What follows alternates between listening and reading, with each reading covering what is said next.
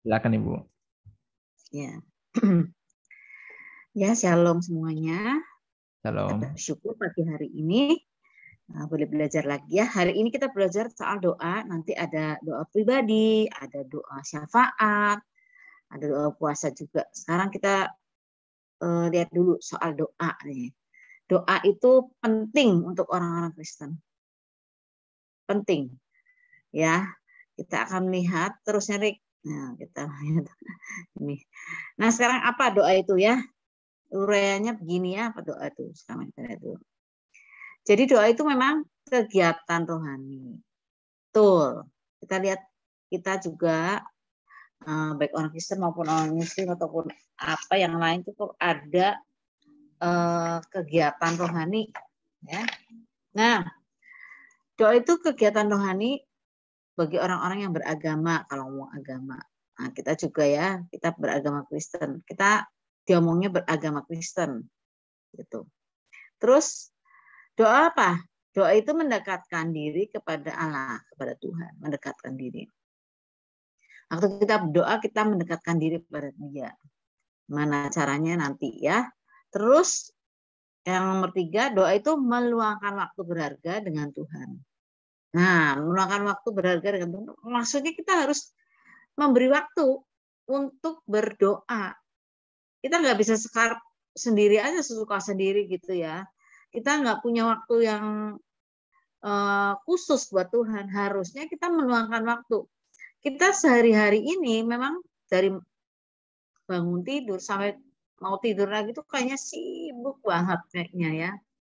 Tapi harusnya kita punya satu waktu yang berharga itu untuk Tuhan. Misalnya begitu bangun pagi kita cuci muka segala macam, bukannya langsung beres-beres terus ke dapur atau ngurusin kerjaan atau baca WA ya. Kalau sudah pegang HP itu udah lama nantinya. Kita harusnya duluan datang pada Tuhan. Kita minum air hangat 1 gelas, terus kita berdoa dulu. Bertemu dengan Tuhan dulu. Meluangkan waktu yang berharga dengan Tuhan. Yang terbaik. Yesus juga pagi-pagi dia berdoa dulu. Menghadap Bapaknya dulu. Yesus memberi teladan buat kita gitu. Ya, itu teladan Yesus. Kalau kita nggak usah teladan yang lain, pokoknya Yesus saja. Oke. Terus apa lagi nih?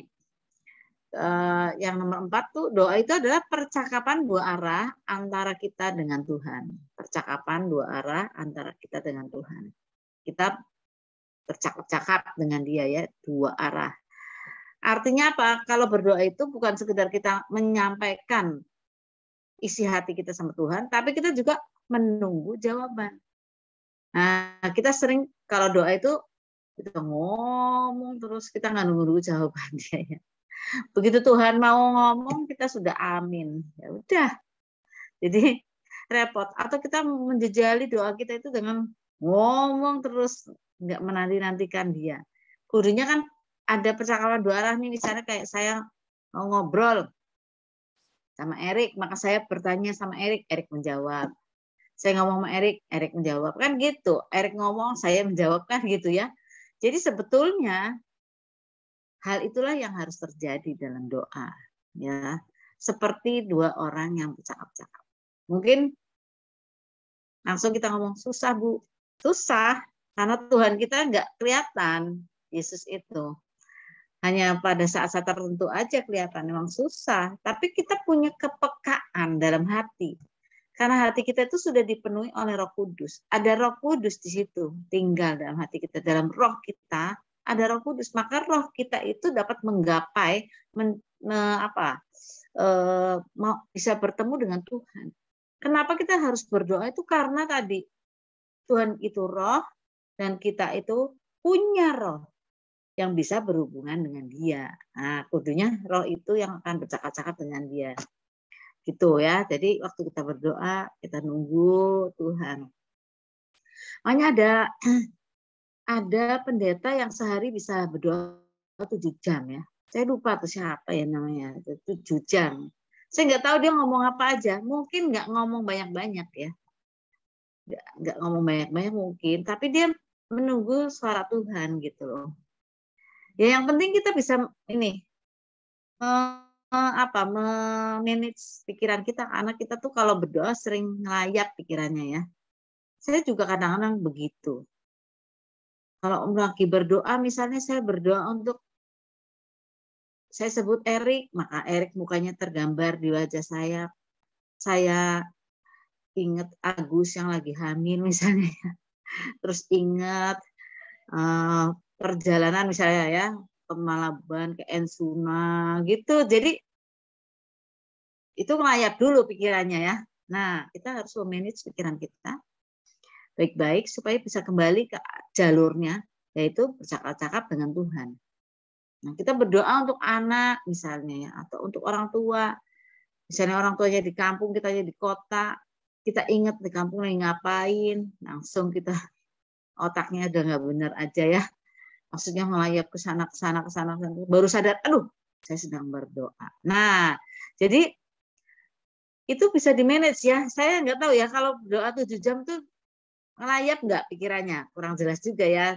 Harus ditanya sama orang yang berdoa 7 jam itu ya. Nah, saya juga ada, kalau nggak salah Asisi ya, yang bilangnya begini, kalau doa tuh didengerin, doanya tuh cuma nyebut Tuhan gitu. Nanti dia diem lama, Tuhan gitu. Nah, kita nggak tahu itu hubungan pribadi dengan Tuhan. Kita mesti tanya sama orangnya, tadi itu ngomong apa?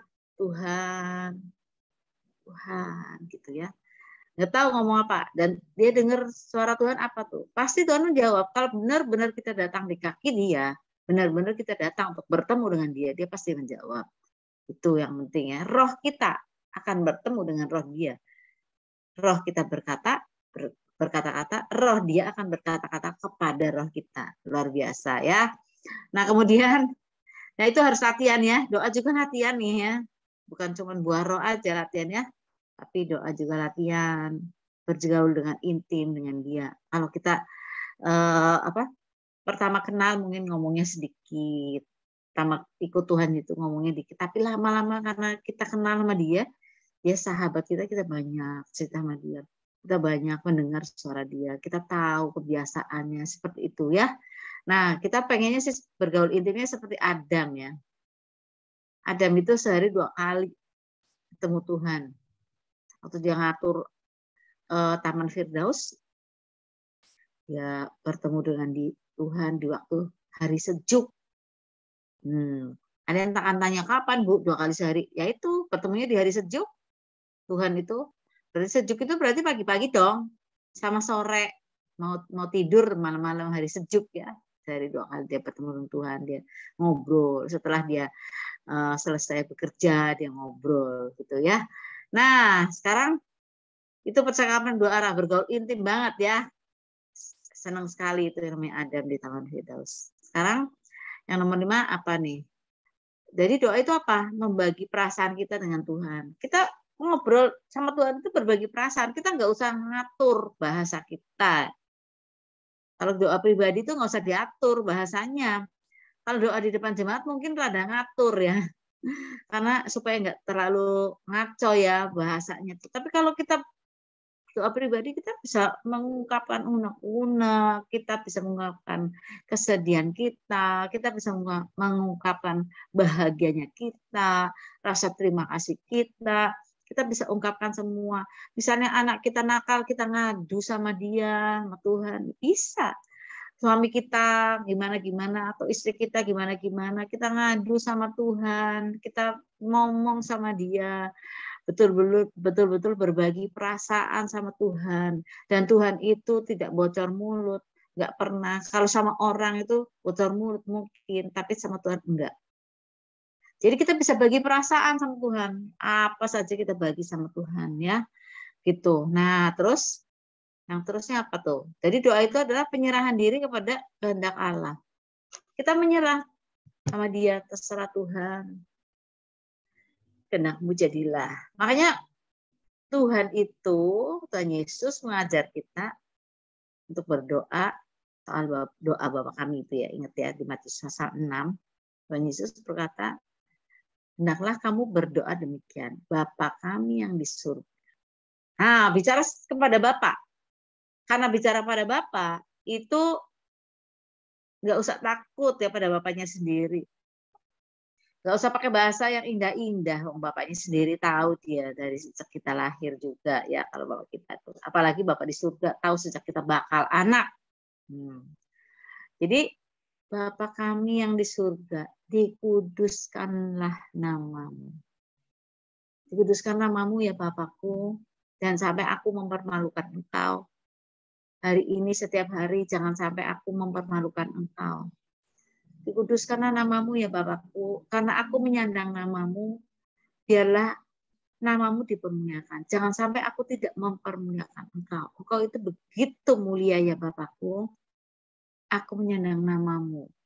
Kristen itu artinya Pak, Kristus kecil. Kita menyandang nama Kristus. Kita menyandang nama Bapa di surga.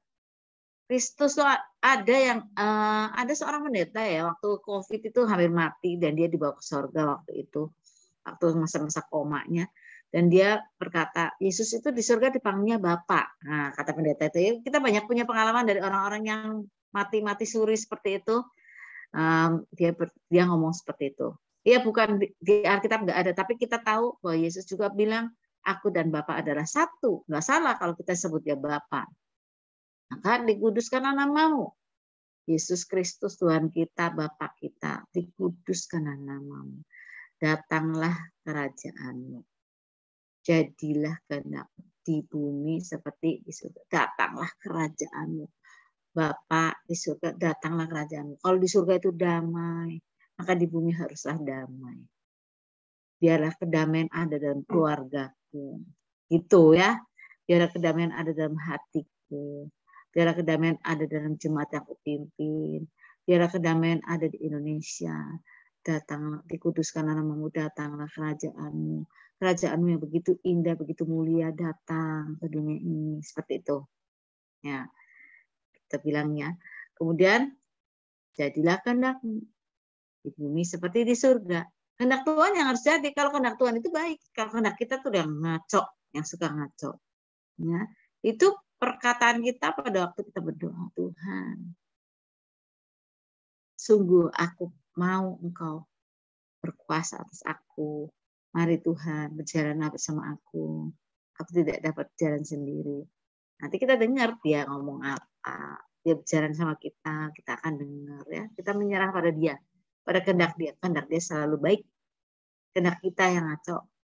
Ingat ya, kalau kehendak kita selaras dengan kehendak Tuhan pasti terjadi dan itu baik. Tapi kalau kehendak kita yang ngaco-ngaco itu kita serahkan pada Tuhan, Tuhan, biarlah jangan kehendakku yang jadi.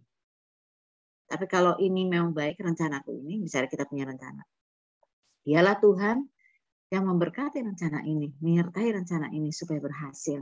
Tetapi Tuhan, kalau rencana tidak baik menurut Engkau, batalkanlah. Nah, saya sering berdoa seperti itu. Batalkanlah. Mau Natal di mana, mau Paskah di mana, mau pergi di mana, saya selalu bilang kehendak-Mu lah yang jadi, bukan kehendak kita ya. Kalau mau membatalkan rancangan bisa-bisa aja Tuhan tuh banyak cara ya. Kita berserah aja sama Dia. Ya, enggak usah marah-marah kalau nggak jadi, misalnya pergi, nggak jadi ternyata gimana. Ya nggak usah marah, udah ternyata rancangan Tuhan tuh paling baik dia. Dia pasti memberikan yang terbaik buat kita. Nggak usah ngomel ya, nggak usah bagaimana. Oke, terusnya, Rik. Jadi doa pribadi itu doa yang dilakukan secara pribadi antara kita dengan Allah. Jadi benar-benar antara kita dengan Tuhan saja, nggak pakai orang lain. Ini bukan kumpul-kumpul, ini benar-benar pribadi itu sendirian. Nggak sama suami, nggak sama istri, nggak sama keluarga, ya. Bukan mesbah keluarga, ini pribadi. Doa pribadi harus ada. Kalaupun kita punya mesbah pribadi, mesbah keluarga, kita harus punya doa pribadi supaya kita lebih mengenal lagi Tuhan kita. Ya, kalau sama mesbah keluarga kan ada keluarga-keluarga berdoa ya, tapi kalau dengan pribadi dengan Tuhan itu betul-betul kita meluangkan waktu dengan Tuhan. Waktunya kapan? Kalau buat saya sih yang terbaik pagi ya. Mau tidur tuh saya sudah meluangkan waktu dengan Tuhan, saya berdoa. Pagi saya bangun, minum air, cuci muka segala macam, saya berdoa. Nah itu tempat waktu yang sangat baik buat saya. Nggak tahu buat orang lain ya, ada yang malam, ada yang siang ya. Saya ingat itu kalau nggak salah ya, mamanya John Wesley itu, penginjil terkenal itu, dia kalau nggak salah itu ya, dia punya anak apa 9 apa 10 gitu loh ya, banyak deh dia. Nah, ya maaf ya kalau saya salah ingat ya, pokoknya gitu. Nah, dia susah sekali punya waktu doa pribadi nih, karena anaknya kecil-kecil, liaran terus ya. Nah, itu anak-anak kecil-kecil itu kan butuh tenaga ekstra untuk merawat mereka. Dan mereka tuh kalau bayangin kalau anaknya tuh jam segitu tuh makan jam bangunnya beda-beda. Kalau punya bayi juga ya, punya bayi itu bisa bangun loh jam 1 malam tuh melek dia. Nanti jam 3 atau jam 4 lagi baru tidur. Anak saya dulu yang sulung itu ya udah jam 12 dia bangun melek sampai pagi. Saya waktu dulu sampai kapok-kapok punya anak, udah anak satu aja. Kata saya tuh, habis saya nggak bisa tidur, saya tuh tidurnya ya harus malam. Kalau siang-siang saya nggak bisa kalau nggak jamnya tidur. Ada orang yang jam 8 bisa tidur, jam 10 bisa tidur, saya nggak bisa. Kalau tidur siang pun ada jamnya, mungkin jam 2 sampai jam 3 gitu baru saya bisa tidur gitu loh. Ada jamnya gitu. Kalau nggak jamnya saya nggak tidur.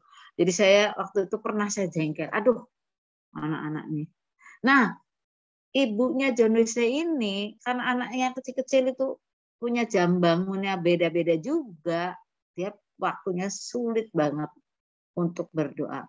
Karena itu dia harus karena dia harus merawat anak-anak yang begitu banyak, kecil-kecil lagi, maka dia ada satu waktu di mana dia duduk di dapur, terus kepalanya ditutup sama anduk, dia bilang sama anak-anaknya yang sebelumnya, jangan ganggu ya, mama mau berdoa. Ayo keliaran di sini semuanya. Gak apa-apa, pokoknya jangan ganggu, mama mau doa. Nah, dia tutup kepalanya dengan anduk, terus dia berdoa sendiri di situ di dapur. Ya, anaknya teriak-teriak, ya udah, pokoknya dia punya waktu dengan Tuhan di dapur. Nah, jadi terserah, kita punya waktu kapan-kapan juga terserah. Ada yang malam ya, malam lebih senang bisa berdoa dengan Tuhan. Ada yang tengah malam, ya. Terserah aja. Saya kenal dengan seorang pendoa. Pendoa itu yang suka bikin pokok-pokok doa untuk jaringan doa nih di Indonesia. Dia itu wanita ya, wanita malam judulnya. Kalau malam dia bangun, dia berdoa, dia bikin apa, bikin renungan segala macam malam semuanya. Nah, nanti bikin pokok doa, maksudnya bukan renungan, pokok doa. Nanti dia berdoa segala macam. Siang dia tidur.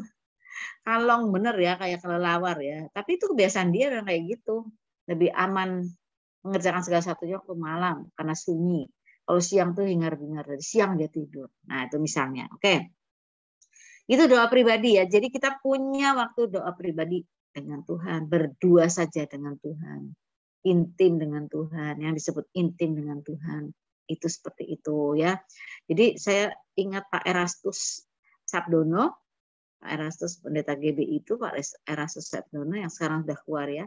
Dia bilang dia bergaul intim dengan Tuhan, dan dia bilang pada suatu hari dia ngimpi bahwa dia istilahnya punya wanita atau istri katanya, cantik sekali, tapi istrinya juga tahu gitu, dan dia berbicara itu bukan intim yang jorok-jorok ya, jangan pikirannya jorok-jorok, enggak, hanya bergaul intim tuh saling sayang menyayangi, sangat menyayangi. Ya, itu gambaran Roh Kudus yang dilihat Pak Erastus tuh perempuan yang sedemikian cantik dan begitu baik ya. Jadi bergaul dengan sangat baiknya sama tuh, kalau pria Pak Erastus itu kan pria ya, Pak Erastus ya, dan dia melihat Roh Kudus tuh seorang perempuan yang cantik dan dia mengasihi perempuan itu dan perempuan itu mengasihi dia. Tapi istrinya juga dia kasih, maksudnya begitu loh, itu dalam mimpinya dia. Memang banyak orang nggak senang karena dia ngomong kayak gitu, tapi itu sebetulnya harusnya terjadi seperti itu. Bahwa mengasihi, Roh Kudus mengasihi Tuhan adalah mengasihi, bahkan lebih dari mengasihi suami atau istri. Itu ada suatu, nah, tadi yang dibilang namanya kasih agape itu ya, kasih agape kepada Tuhan, dan itu satu hubungan yang sangat mesra ya, sangat mesra. Jadi kita bisa ngomong sama dia apa saja dan dia bisa ngomong apa saja juga sama kita, membimbing hidup kita sehari-hari. Luar biasa ya kalau kehidupan doa kita kayak gitu. Oke, terusnya cara berdoa ya. Nah, ini cara berdoa nih. Kita sering kan ditanya, gimana sih cara kalau berdoa gimana? Ayo, kita gimana cara berdoa? Terus, Rik, tempat berdoanya. Nah, kalau di Matius 6 ayat 5 sampai 6 tuh berdoanya di ruang yang tersembunyi. Maksudnya apa? Supaya nggak terganggu. Kita bayangkan nah kalau kita berdoa. Itu tadi doa pribadi loh ya. Yang khusus ya. Kita bisa berdoa di mana aja bisa. Kita nggak usah kalau mau berdoa harus cari ruang tersembunyi, itu nggak usah. Misalnya kita lagi nyetir, kita bisa juga. Kita lagi masak, kita juga berdoa. Tapi itu kan berdoa sejenak-sejenak. Kalau yang doa pribadi yang benar-benar, yang betul-betul perlu waktu ngobrol dengan Tuhan, ya perlu waktu yang baik dan tempat yang tersembunyi. Kalau di tempat yang ramai agak sulit. Nah itu sulit buat kita. Kalau Tuhan nggak pernah sulit ya. Buat kita sulit konsentrasinya itu loh. Tempatnya tempatnya harus yang tersembunyi. Nah, seperti itu ya. Terus matanya kok merem, nanti ada yang nanya, melek boleh nggak Bu? Boleh. Ada pendeta yang kalau berdoa melek madep ke sana, langit-langit aja. Soalnya kalau merem ngantuk katanya ya. Jadi kalau lihatnya di sini dia ada orang lewat segala, kelihatan jadi dia madep ke sana. Nah, seperti itu. Ya nggak apa-apa. Sebetulnya matanya merem itu supaya nggak bisa lihat yang lain. Kesibukan di sekitar itu nggak lihat. Jadi meringankan kita waktu berdoa gitu ya. Jadi ada satu tempat tersembunyi, mungkin itu di kamar, mungkin itu tadi kayak tempat persembunyiannya ibunya John Wesley itu di bawah anduk, kepalanya itu kasih anduk gitu misalnya ya. Nah, kemudian waktu berdoa. Nah, waktu berdoanya nanti kalian boleh lihat ayat-ayatnya di situ. Tapi waktu berdoa itu terserah ya. Waktu berdoa itu misalnya di Daniel. Di Daniel itu, Daniel 6 ayat 11 itu waktu berdoanya itu 3 kali sehari. Doa pribadi. Nah, kalian ngomong, Bu, kalau doa pribadi 3 kali sehari ya agak repot ya. Makanya atur sendiri kita tuh orang Kristen itu luar biasa. Dikasih anugerah yang luar biasa. Coba bayangkan. Orang Muslim harus berdoa 5 kali sehari. Mereka nggak ngomel. Mereka berdoa 5 kali sehari. Biar mereka juga ada di kantor, mereka keluar doa sebentar. Kita baru dibilang 3 kali sehari, Bu, lama banget 3 kali sehari kan ya nanti ngabisin obat, ngabisin waktu, saya nggak bisa kerja. Gitu ya. Terserah, tapi Tuhan nggak pernah nuntut. Tuhan nggak bilang, kamu kalau berdoa harus 5 kali, 3 kali, 12 kali. Nggak gitu. Nggak gitu. Tapi firman Tuhan juga bilang kita harus tetap berdoa. Maksudnya hati kita ini tetap berdoa, tetap terhubung dengan Tuhan. Maksudnya gitu. Tapi ada doa pribadi yang benar-benar ngobrol-ngobrol itu yang perlu kita khususkan. Ya gitu ya. Kalau buat saya itu pagi ya. Sebelum saya ngerjakan apa-apa, itu pagi. Nah, bersyukur Tuhan kita itu luar biasa. Dia tidak menuntut apapun. Jadi sekarang kita lihat Daniel 3 kali sehari. Keren. Makanya Daniel itu ya nggak pernah punya salah ya, kayaknya nggak pernah ada dosanya yang dicatat di Alkitab itu loh, nggak ada Daniel itu. Padahal dia hidup di negara kafir, nggak ada orang lain yang ibaratnya kalau sekarang ini nggak ada yang Kristen kayak dia gitu loh. Dia itu Yahudi, cuma dia di situ di kerajaan itu, kerajaan Babel itu cuma dia. Yeskiel ada di luar, Yeskiel itu sama orang-orang Yahudi lainnya di luar. Daniel adanya di dalam istana. Yeremia malahan ada di Israel di sana ya. Yeremia malah dipaksa lagi, dibawa ke Mesir, matinya di Mesir lagi Yeremia. Itu nabi-nabi yang sejaman kira-kira ya, Yeremia, Yeskiel, Daniel. Nah seperti itu. Nah gak ada temennya dia, mungkin temennya paling 3 itu dia Sadrah, Mesah, Abednego lah. Tapi Sadrah, Mesah, Abednego dijadikan gubernur oleh Nebukadnezar perginya jauh-jauh. Kayak kita misalnya ada yang di Bandung, ada yang di Surabaya, ada yang di Semarang, ya jauh tuh kalau mau kumpul doa di mana ya. Tapi itu luar biasa dia tetap beriman pada Tuhan karena dia 3 kali sehari menghadap Tuhannya. Dia menghadap ke Yerusalem dan dia berdoa pada Tuhan. Luar biasa Daniel ya. Nah, Sekarang kita lihat kalau Mazmur 55 ayat 17 sampai 18 apa tuh? Waktu berdoanya apa nih? Ini ngomongnya Daud. Itu waktu petang, waktu pagi, dan waktu tengah hari. Petang, pagi, sama aja 3 kali. Petang, pagi, tengah hari. Petang, pagi, tengah hari, dan petang 3 kali. Jadi orang Yahudi mungkin kebiasaannya seperti itu. 3 kali sehari ya. Mereka berdoa, mereka punya waktu khusus untuk Tuhan. Kemudian Efesus 6 ayat 18 dan 1 Tesalonika 5 ayat 17 bilangnya waktu berdoanya adalah setiap waktu tetaplah berdoa. Kalau Efesus 6 ayat 18 bilangnya setiap waktu. Jadi gimana Bu? Kalau kayak gitu kan ya nggak kerja-kerja dong. Orang dibilang setiap waktu berdoanya. Lah iya, bukan begitu. Kita bekerja tapi hati kita tetap terhubung dengan Tuhan. Itu artinya ya. Jadi waktu-waktu mungkin bisa ngomong terima kasih Tuhan. Mungkin gitu. Sambil kerja I love you Lord. Bisa nggak kira-kira? Dibiasain aja ya. Pertama-tama memang sulit. Kita bikin diri kita betul-betul terhubung dengan Tuhan. Lagi sambil istirahat, sambil ngetik-ngetik komputer, udah selesai. Sebentar. Melipat tangan. I love you Lord. Thank you Lord. Makasih Tuhan. Aku cinta padamu. Apa susahnya? Nyetir bisa nggak? Bisa banget. Saya bisa banget. Mana kalau nyetir banyak kan saya bahasa roh kalau saya sendirian. Saya ngobrol sama dia pakai bahasa roh. Saya nggak usah pakai otak. Hati saya yang bicara sama dia. Sementara saya harus nyetir. Itu bisa. Susah nggak Bu? Ya susah mula-mulanya ya. Makanya dibiasain ya. Kita tahu kita harus terhubung dengan Tuhan terus. Jangan sampai tertinggal oleh dia atau tercerai dari dia. Karena kita akan celaka kalau kayak gitu. Jiwa kita nggak aman. Nah, jadi kita lihat bahwa itu seperti itu. Nah, sekarang lamanya waktu berdoa ya. Lama waktu berdoa itu ya kudunya lamanya waktunya itu kira-kira ya 1 jam. Kalau menurut Tuhan itu dia bilang ada Petrus waktu dia ada di Taman Getsemani. Petrus, masa engkau nggak bisa berjaga-jaga 1 jam aja? Tapi kita juga jangan gini ya, masa terbeban sekali. Aduh, saya harus 1 jam nih. Kalau belum jam, liatin jam terus sebentar. Betul, liatin jam lagi. Aduh, belum 1 jam. Aduh, belum. Nggak usah. Kita berdoa dengan hati. Berdoa berapa menit itu diterima oleh Tuhan kalau dengan hati. Tapi orang ngobrol kan memang lama ya. Benar nggak sih? Kalau orang ngobrol itu lama. Perlu beberapa, paling nggak ya 15 menit gitu loh. Yang namanya ngobrol bukan sekedar menyampaikan pengumuman.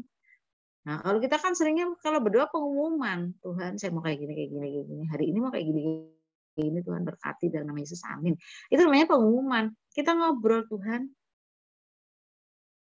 Pertama kita memuliakan dia, terus kita mendoakan keluarga, kita mendoakan rencana dan seterusnya. Ya lama lah. Ya, betul nggak lama ya. Saya pernah mengajarkan kalau doa itu seperti ini ya. Kita lihat tangan kita ya. Ini buat mempermudah aja, ini bukan patokan ya. Di Alkitab juga nggak ada ya, tapi ini ya. Tangan kita ini. Yang pertama kita berdoa memuliakan Tuhan. Kita memuliakan Tuhan, kita memuliakan Tuhan, kita praise and worship. Kita muliakan dia Tuhan. Terus berdoa sekarang doa pribadinya ya, yang bunyi ya. Kita muliakan Tuhan, kita berdoa untuk orang-orang yang kita kasihi, ayah, ibu kita, istri, anak. Ya, ini jempol ini ya. Nih, ini ya, terbaik ya jempol. Baik. Nah, terus telunjuk kita berdoa untuk pendeta. Itu pendeta kita harus doain ya. Pendeta-pendeta sekarang lagi diserbu oleh perselingkuhan, pelecehan seksual saat ini ya. Bukan harta aja tapi betul-betul sudah perselingkuhan. Ada orang-orang yang merebut istri orang lain. Ada yang merebut suami orang lain. Sudahlah, repot lah. Pokoknya kayak gitu. Yang banyak nih yang marak nih lagi ini nih. Pendeta-pendeta merebut istri orang lain. Dan selingkuh ada. Dan lagi udah gitu percabulan, melecehkan anak kecil dan seterusnya. Aduh, itu kita doakan lah ya supaya mereka jangan begitu ya. Tuh, para pemimpin kita doakan. Nah, kita berdoakan untuk negara kita yang tengah ini, untuk Pak Jokowi segala macam apa segala macam. Kita doakan ini yang tengah yang paling tinggi memimpin di negara kita ya. Ini terunjuk tadi karena yang suka nunjuk-nunjuk itu pendeta ya, nabi nih ya, biar inget ya.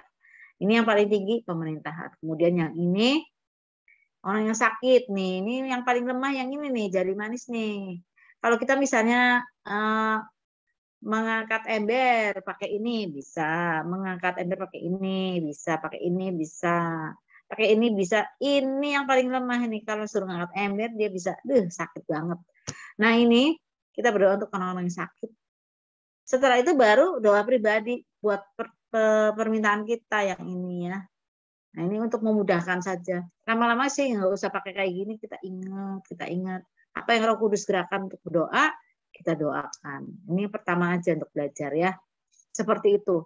Nah, kalau kita belajar seperti tadi, yang tadi ini praise and worship dulu, terus ini, ya 15 menit ya habis lah.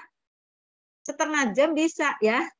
Tapi kalau berdoanya tadi buat sendiri aja, doanya tadi dibilang, Tuhan, aku hari ini bangun tidur, pusing Tuhan, aku mesti ke kantor, ada pekerjaan yang harus kukerjakan, terus habis itu Tuhan, saya harus pergi ke daerah yang berat, Tuhan, capek deh, belum berangkat udah capek Tuhan, sertai Tuhan ya, biarlah semua pekerjaan aku berhasil, dalam nama Tuhan Yesus, amin. Ya itu, belum semenit juga selesai. Tapi kalau kita berdoa dengan apa yang Tuhan suruh, kita berdoa dengan belajarnya tadi yang pertama seperti itu, kemudian kita belajar lagi untuk mendengar suara Roh Kudus supaya tahu sebetulnya dia menyuruh kita doa untuk apa. Nah, kita akan berdoa sesuai dengan apa yang dia suruh dan terus menerus. Itu ada yang setiap hari kita doakan, kita tahu ya ada orang-orang lemah yang kita doakan. Saya juga punya banyak orang yang harus doakan ke pagi-pagi juga. Maka itu cukup memakan waktu. Bisa 1 jam, Bu. Bisa banget. Ya, bisa 1 jam ya. Nah, tapi sekali lagi ya, nggak usah pakai lihat-lihat waktu ya. Waduh, belum 1 jam, belum selesai nih. Nah, kalau kayak gitu kan nggak benar, lihat-lihat jam terus tuh nggak benar ya. Nanti akan ada sesuai dengan pimpinan roh itu nanti akan lama. Akan punya waktu yang lebih lagi. Mungkin bisa lebih dari 1 jam ya. Tapi kalau kurang dari 1 jam, jangan langsung tertekan, jangan stres, jangan. Nah, seperti itu. Yang penting, doa itu harus jadi gaya hidup kita. Ya, kita harus kontak dengan Tuhan terus. Oke, terus sekarang lihat posisi tubuh ya di sini. Coba lihat posisi tubuhnya apa nih? Bawahnya, Rick. Kita lihat posisi tubuh saat berdoa. Nah, kita enggak ditentukan oleh Tuhan posisi tubuhnya apa, terserah ya.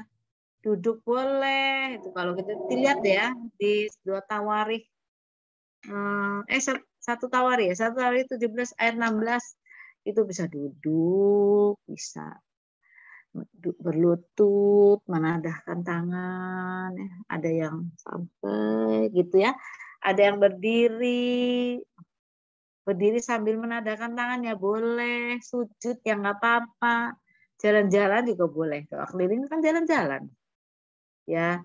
Saya masih ingat Pak Yo itu bilang dia kalau jalan-jalan pagi sambil berdoa, dia bilang I love you Lord, I love you Lord gitu ya. Dia kalau pagi-pagi dia keliling kompleks perumahannya dia berdoa. Jadi jalan-jalan keliling, nah kalau doa keliling sih enggak I love you Lord ya. Kalau doa keliling memang itu doa khusus ya untuk menguasai daerah. Nah, dan nanti belajar lagi soal doa keliling itu untuk menguasai daerah, untuk menembus pertahanan musuh. Musuh siapa? Musuhnya bukan orang loh ya. Ingat ya, kita ini perjuangan kita bukan melawan darah dan daging, bukan manusia, tetapi melawan pemerintah-pemerintah, penguasa-penguasa di udara, penghulu-penghulu, roh-roh jahat di udara, dan seterusnya. Itu iblis dan antek-anteknya. Jadi kalau manusia bukan. Jadi kita kalau doa keliling itu memang untuk menembus pertahanan mereka tuh, iblis itu. Mereka yang biasa berpuasa di situ kita tembus. Itu kalau doa keliling kita berdoa terus. Nah mungkin dari anak Wisdom ada yang pernah sudah berdoa, diajar doa keliling juga. Mengelilingi apa tuh waktu itu yang misalnya mengelilingi satu kampung atau gimana, kita doakan sebelum kita masuk ke dalamnya, kita doakan supaya ada orang-orang yang punya hati yang damai untuk menerima Injil di situ. Nah seperti itu, kita kalahkan dulu musuh yang di situ seperti itu ya. Jadi posisinya ya nggak apa-apa, itu mah nggak ngaruh deh. Mau duduk ya boleh, mau nyelonjor, mau berlutut, mau berdiri, mau sambil menadahkan tangan, mau apa sujud terserah, boleh aja ya. Oke, terus apa lagi? Terus nyari. Nah kita harus belajar dulu. Doa itu bisa terhalang. Kita pengennya kalau kita doa itu doanya berpuasa seperti Elia misalnya. Kalau kita berdoa kayak Elia itu doanya singkat loh, nggak sulit. Dia cuma bilang Bapak Tuhan Allah ya bukan Bapaknya, Tuhan Allah, aku ini hambamu, tunjukkan pada mereka bahwa Engkau itu berkuasa, biarlah namamu dimuliakan, tunjukkan pada mereka bahwa aku ini hambamu, turunlah api dari langit, turun api dari langit. Keren ya. Kita maunya kalau doa langsung terkabul, pengennya sih.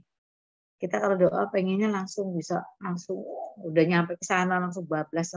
Apa kalau kita berdoa pengennya kalau sakit pengennya sembuh, saat itu juga sembuh. Kalau kita ngusir setan, langsung setannya kabur misalnya. Kalau kita punya persoalan yang punya jalan keluar hari itu juga pengennya kita tuh semuanya instan. Karena kita memang sekarang ini hidupnya di zaman instan, susu instan, kopi instan, semua nggak pakai repot lagi ya. Kalau kopi ada yang nggak usah pakai air panas, pakai air es juga bisa, misalnya, gitu. Nah, tapi doa itu bisa terhalang. Kenapa? Coba kita baca dulu ya, 2 Korintus 3 ayat 2 Korintus 4 ayat 3 sampai 4. Saya akan lihat dulu ya. 2 Korintus, bentar. Mungkin Erik bisa bacakan atau gimana? 2 Korintus 4 ayat 3 sampai 4. Iya, oke. Jika Injil yang kami beritakan masih tertutup juga, maka ia tertutup untuk mereka yang akan binasa. Ayat 4, yaitu orang-orang yang tidak percaya, yang pikirannya telah dibutakan oleh ilah zaman ini, sehingga mereka tidak melihat cahaya Injil tentang kemuliaan Kristus yang adalah gambaran Allah. Ya. Jadi 2 Korintus 4 ayat 3 sampai 4 bilangnya yang bikin doa kita terhalang itu adalah karena tidak percaya, ketidakpercayaan. Nah kita berdoa sama dia tapi kita nggak percaya sama dia. Kita berdoa minta mujizat terjadi tapi kita nggak percaya bahwa sekarang ini udah masih ada mujizat. Misalnya kalau dari orang-orang dari yang Protestan ya atau dari Reform itu nggak percaya kalau ada mujizat. Mujizat yang kita bisa doakan itu mujizat Tuhan dari Roh Kudus itu ya tidak ada. Mereka bilang kalau sembuh itu didoakan ya itu karena Tuhan menghendaki sembuh. Tapi nggak percaya misalnya ada mujizat misalnya nih kanker tuh misalnya ya bisa nggak dapat mujizat? Bisa banget. Ya terserah. Kan kita percaya bisa sembuh bisa. Nah kita terus jangan bilang gini, oh kalau yang berarti kalau yang berdoanya karena kanker sakit kanker tapi doanya nggak dikabul, nggak sembuh, berarti nggak percaya. Bukan gitu juga. Pokoknya kita percaya bahwa Tuhan itu sanggup menyembuhkan. Memang soal disembuhkan itu soal Tuhan, bukan soal kita.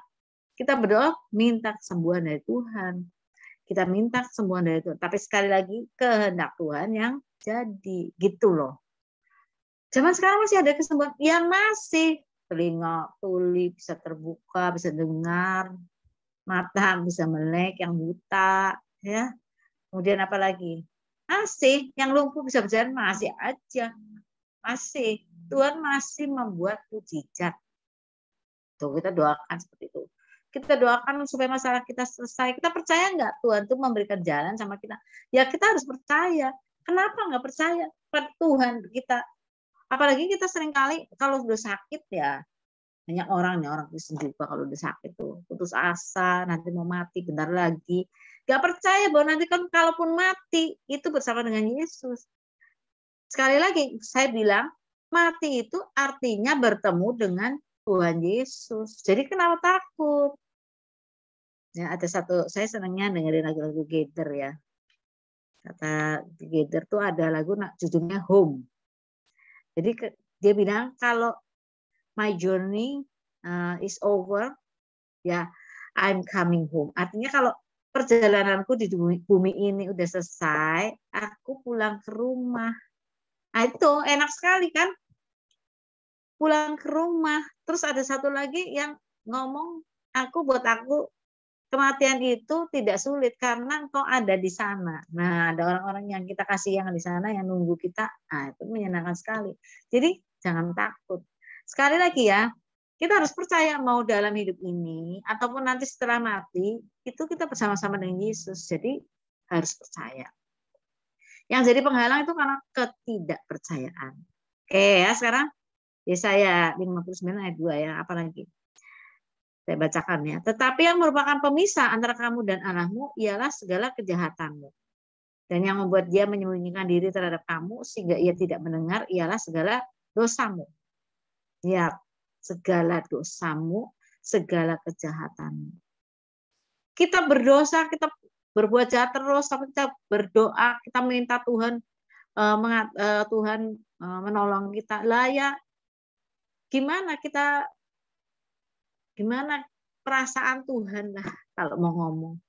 Kita tidak tunduk sama dia, tidak perintah dia kita langgar terus, tapi kalau ada apa-apa kita minta tolong sama dia. Paling sebel tuh kalau ada orang kayak gitu, bayangin. Kalau dia lagi senang nih orang aja ya, kalau dia lagi senang, dia kabur, nggak pernah ngabarin. Giliran lagi malang, lagi sakit, lagi kurang duit, datang ke kita. Setiap kali kayak gitu, nyebelin nggak tuh orang kayak gitu? Nyebelin banget kan? Nah, kita bahkan mau memperlakukan Tuhan seperti itu juga. Kalau kita lagi senang, kita nggak datang sama Tuhan. Kita lagi senang, kita pergi mana-mana, kita piknik, kita menjauhi Tuhan. Kita lagi senang, kita lupa, kita harus berdoa, kita lupa. Kita harus bertemu dengan dia secara pribadi, kita lupa. Giliran punya masalah, wah nangis. Kalau doa, langsung datang ke gereja, cari bukit doa. Kalau di sini di Jawa, Pulau Jawa ini ada bukit doa ya, ada di Ungaran. Wah, pada nangis-nangis masuk ke kotak kecil kayak gitu berdoa sama Tuhan. Di situ kalau nggak punya masalah nggak pada berdoa sih, bener nggak? Kita tuh kayak gitu loh orangnya tuh. Jadi gimana dong? Yang jadi penghalang buat kita itu adalah kejahatan kita dan dosa kita. Makanya dia tidak dengar ya. Kita harus jaga diri supaya kita tidak jahat, supaya kita tidak berbuat dosa. Dosa itu apa? Dosa itu adalah melanggar perintah Tuhan. Dosa itu. Perintah Tuhan dilanggar sama kita itu dosa. Sengaja. Nah, kita sudah tahu Tuhan nggak boleh kita melanggar. Nggak sengaja bisa juga. Makanya periksa-periksa, kenapa sih doanya kok nggak dengar-dengar sama Tuhan? Kayaknya ya. Kenapa? Nah, mungkin saya berdosa, mungkin saya punya kejahatan yang saya simpan. Nah, seperti itu. Kita harus periksa diri terus-menerus ya. Oke, sekarang kita Yeskiel 12 ayat 2. Tolong Ri, bisa ya Yeskiel. Yeskiel. Oh ya, oke. Ayat 2. Hai anak manusia, engkau tinggal di tengah-tengah kaum pemberontak yang mempunyai mata untuk melihat tetapi tidak melihat, dan mempunyai telinga untuk mendengar tetapi tidak mendengar, sebab mereka adalah kaum pemberontak. Memberontak. Mau punya doa yang berkuasa gimana yang memberontak terus? Gimana coba? Pengen ada perbaikan dalam keluarga tapi berontak terus sama Tuhan. Tuhan bilang, ayo jalannya lewat sini. Enggak, lewat sana aja. Berontak terus. Jadi gimana dong? Karena memberontak, jadi doa kita terhalang. Janganlah seperti itu ya. Doa. Kalau doanya nggak nyampe gitu ya, nah memberontak gitu ya. Juga suami-suami harus menghargai istri-istri ya, supaya doamu tidak terhalang. Itu kata Petrus. Nanti coba dicari tuh, ada nggak ayat kayak gitu yang bunyinya kayak gitu Bu? Ada, cari aja. Kamu harus mengasihi istrimu, menghargai istrimu supaya doamu tidak terhalang. Cari untuk suami-suami ya. Terus istri-istri jangan ketawa. Asik, kita juga kayak gitu lebih asik ya. Suami-suami harus menghargai kita supaya doanya jangan terhalang. Nah, tapi istri-istri juga harus menghargai suami supaya doanya tidak terhalang. Sama ya sebetulnya ya. Cuman itu pesannya khusus buat suami tuh, kayaknya suami-suami zaman dulu tuh lebih sering melenceng matanya ya. Selingkuh lah, inilah itulah itu, tidak menghargai istri ya. Istri-istri itu sering tidak dihargai sih, memang dianggap keset dan seterusnya. Apalagi zaman dulu istri-istri itu warga nomor 2, modelnya kayak Arab lah ya. Orang Arab kan gitu, istri-istri itu ya warga nomor berapa lah, Timur Tengah kayak gitu. Nah, kita bersyukur bahwa Tuhan tidak pernah membedakan gender ya, tidak membedakan pria atau wanita. Kita semua berharga di mata Tuhan, luar biasa. Oke, sekarang kita lihat di Matius 17, apa nih? Matius 17, 19 sampai 20. Matius 17, 19 sampai 20. Kemudian murid-murid Yesus datang, dan ketika mereka sendirian dengan Dia, bertanyalah mereka, "Mengapa kami tidak dapat mengusir setan itu?" Ia berkata kepada mereka, "Karena kamu kurang percaya, sebab aku berkata kepadamu, sesungguhnya sekiranya kamu mempunyai iman sebesar biji sesawi saja, kamu dapat berkata kepada gunung ini, 'Pindah dari tempat ini ke sana,' maka gunung ini akan pindah dan takkan ada yang mustahil bagimu." Oke ya, jadi kurang percaya. Yang di 2 Korintus itu tidak percaya, yang ini kurang percaya. Aduh, ya ini kurang percaya, jadi doanya terhalang nih, kurang percaya. Ya. Saya baca bukunya siapa ya? Kalau nggak salah apa? Aduh, saya nggak inget apa Reinhard Bonnke apa siapa ya. Pokoknya saya baca. Jadi ada Smith Wigglesworth, itu penginjil juga. Itu kalau berdoa bahkan dia membangkitkan orang mati beberapa kali. Kalau berdoa dia kayaknya selalu didengar Tuhan. Kalau telinga tuli bisa mendengar, mata yang buta melek, dan seterusnya. Membangkitkan orang mati.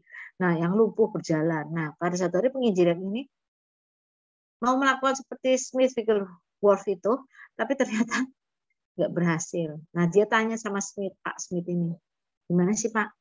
Kok bisanya Bapak tuh kayak gitu?" "Bapak kok hebat ya?" "Bukan, saya nggak hebat sama sekali. Saya mengurangi kurang percaya saya gitu.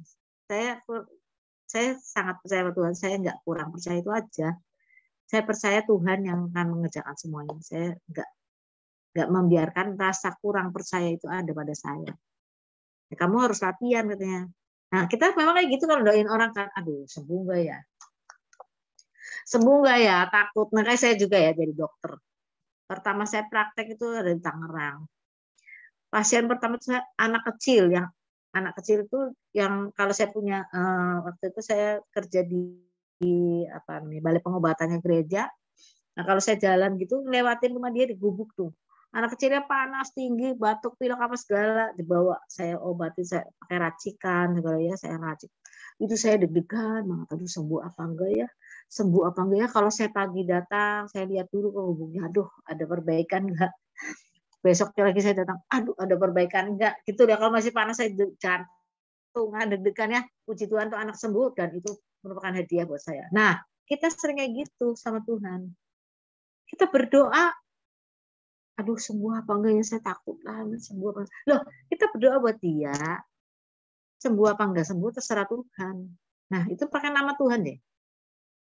Ya kalau enggak sembuh ya malu Tuhan. Kalau sembuh juga yang dimuliakan Tuhan bukan kita. Jangan lupa itu. Jangan kurang percaya. Kalau kita punya masalah, Tuhan ngasih jalan keluar, nah itu puji Tuhan. Ya, enggak dikasih jalan keluar, pasti ada jalan keluar lain. Tuhan tuh pasti tahu yang terbaik. Jangan tidak kurang percaya, jangan kurang percaya. Jangan. Saya sendiri juga belajar untuk tidak seperti itu. Hidup saya lah itu kesaksian sampai sekarang ya. Sampai sekarang hidup saya kesaksian karena saya tidak punya pekerjaan sekuler dan saya juga mengembalakan, disuruh Tuhan mengembalakan orang-orang yang bukan orang kaya. Bukan. Mereka adalah orang-orang sederhana. Tapi Tuhan memelihara hidup saya.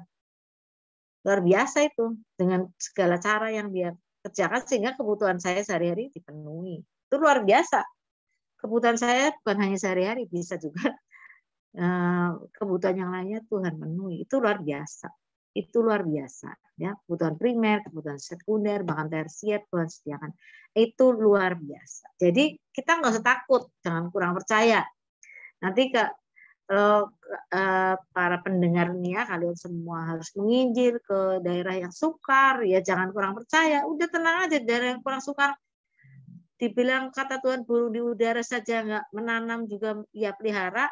Nah kalau di hutan juga itu kita lihat binatang-binatang sekitar kita dipelihara, ada monyet, ada babi hutan, semua dipelihara sama Tuhan. Masa kita nggak dipelihara?